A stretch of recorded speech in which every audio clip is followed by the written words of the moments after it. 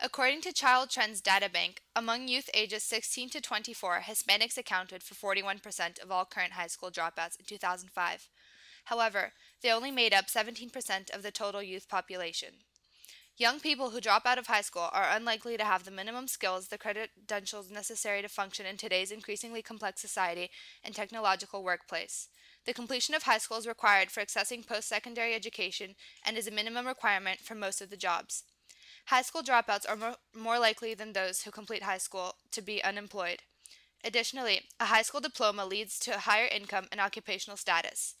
Interestingly, however, many youth who drop out of high school eventually earn a diploma or a GED. What we have to do is get everybody in the country, businesses, political organizations, nonprofit organizations, to all come together in a coordinated way to get into the lives of our kids, to get into our schools, give those schools the resources that the kids need in order to be successful in life.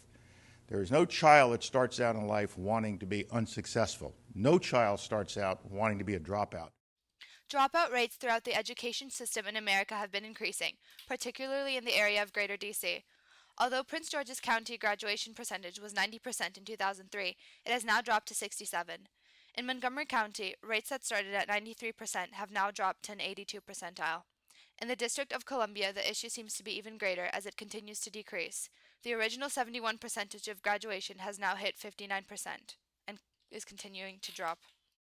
But a lot of studies have shown that that getting a high school diploma is a major factor in having gainful employment.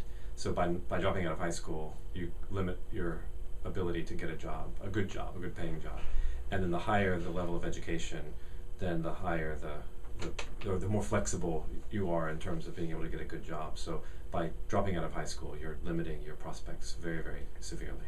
The educational system is in the grip of a crisis caused by low standards, lack of purpose, ineffective use of resources, and a failure to challenge students to push performance to the boundaries of individual ability, and that is to strive for excellence.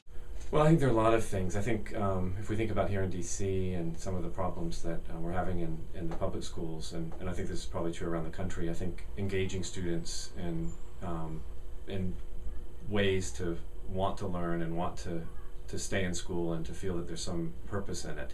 So I think we have to change teaching techniques, and we have to change the pedagogy. We have to make schools places where students feel safe, where they feel they're learning something that's meaningful. And until we address those kinds of issues, then we're still going to have the same problems. I want to take to scale what is really working and take those package of things together to say if we do all these things, we can get dramatically better. If we have the best and brightest teachers where we need them, if we have great principals, if we're working with great nonprofits, if we have common high standards and great assessments and then great data systems behind that, if we do these things well, we can make a huge difference in our students' lives.